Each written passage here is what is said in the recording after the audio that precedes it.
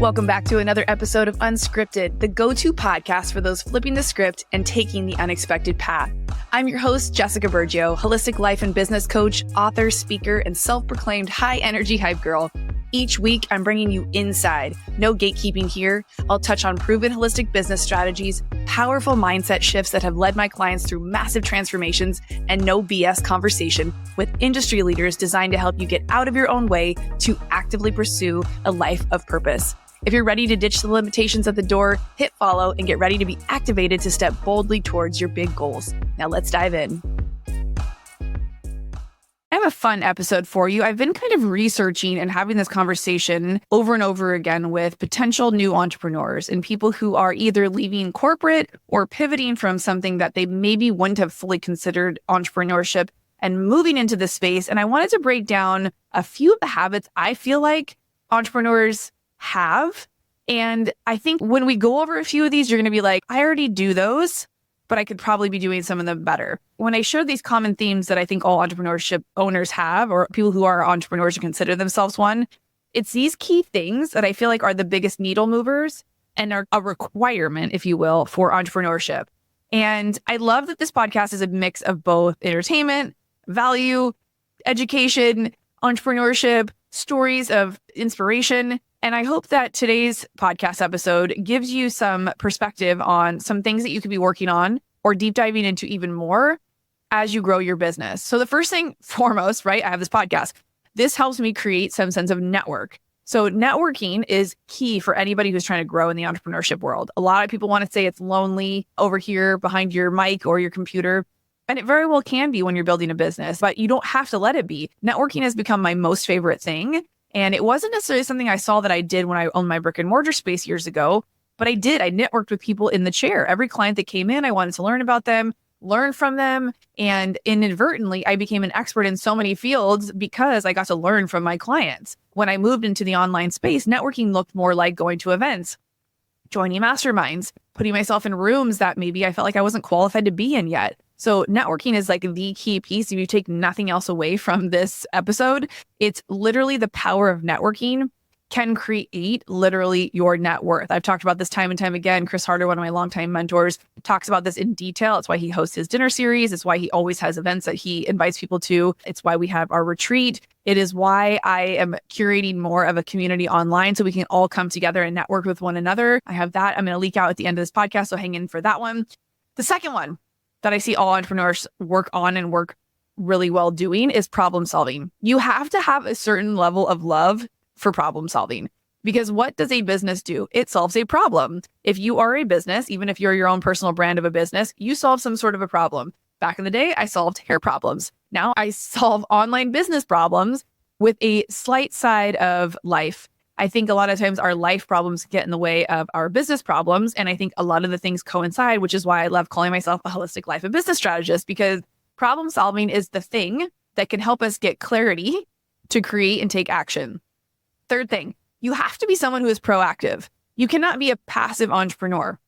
There are passive businesses you can create as an entrepreneur, but you cannot not be the front and center person of your brand or your business. You have to proactively be in your business with the vision and either delegating out the tasks to be implemented by other people or doing a lot of it yourself, especially in the early stages. But in order to grow and in order to become a 6-figure, 7-figure entrepreneur, whether it's education or learning from somebody, you have to proactively be figuring out, what does the current climate need from me? What do my clients need from me? What is the next iteration of the things I could be doing? You have to be very proactive. You cannot wait for things to come to you. That is more of an employee mindset. Wait to be told what to do. So if you don't love being proactive, if you don't love looking for the problems that need to be solved, entrepreneurship might not be your jam. Fourth thing that you need to have as an entrepreneur is persistence.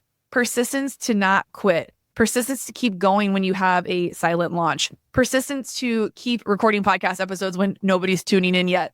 Persistence to keep writing that blog post even though no one's reading it yet.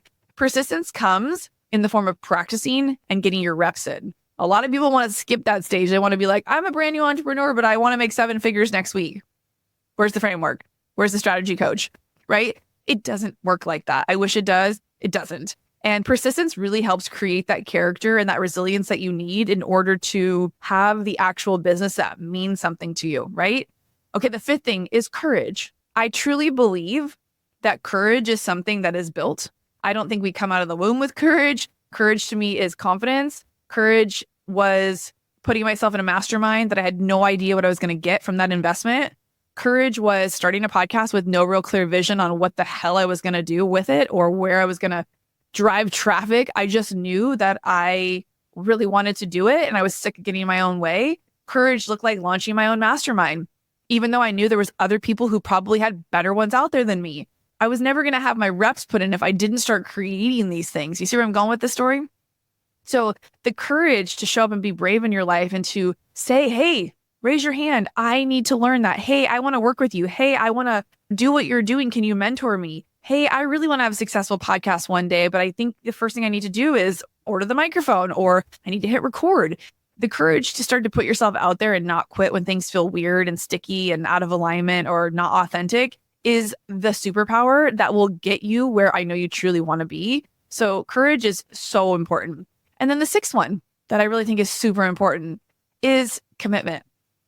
You have to be so committed that on the days where the motivation is long gone, you know your why. You are so committed to your vision, your mission, your values, the people you're serving and helping, how it's showing up and helping you in your own life. That commitment piece will build the consistency from the courage it took you to start in the first place. And along the way, if you're proactive and persistent, you'll be able to solve any problems that come your way because you're going to keep networking. You're going to keep putting yourself in rooms where you're learning from other people and you have an opportunity to ask questions and say, how'd you do that? Hey, can you show me the way? Hey, can you introduce me to that person? Hey, would you be interested in being my business partner? Hey, would you like to invest in my company? These 6 things on repeat will help you grow and scale your life and business in ways you've never thought possible. First one was networking. Second one was being a lover of problem solving. Third one was being proactive in your life and your business, not waiting for things to happen to you, but taking action to make things happen. Number 4 was persistence, to keep going on those days where you want to say, fuck it all. Number 5 was having the courage to start all these things in the first place and to keep going even when you're not quite sure what the hell you're doing. And number 6, commitment to all of it. Commitment to your bigger vision, commitment to knowing that even what you had before, if it was okay and good, there was a reason why you wanted out of it. The commitment to grow and scale or provide for your family. The commitment to really grow yourself as a human, because at the end of the day, that growth is what feeds you, what feels so fucking good.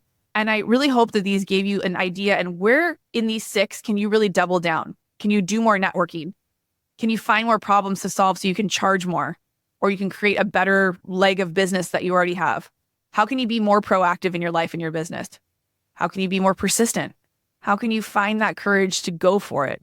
And how can you build a deeper level of commitment to your big vision, dreams, and goals? If these are things you love diving into, then you've got to get inside the next round of Unscripted, the Mastermind, because we are going to go ham on all of these and we're going to create some action plans to help you really show up big and finish this 2024 year out strong, because I know that's exactly what you want. It's never too late to get into a room. It's never too late to commit to your goals and dreams. It's never too late to show up in these arenas and really start playing full out. I see you, I honor you, and I can't wait to potentially work with you and spend some time getting this shit knocked out so you can start to really feel like the badass business owner you are. I'll see you on the next episode of Unscripted.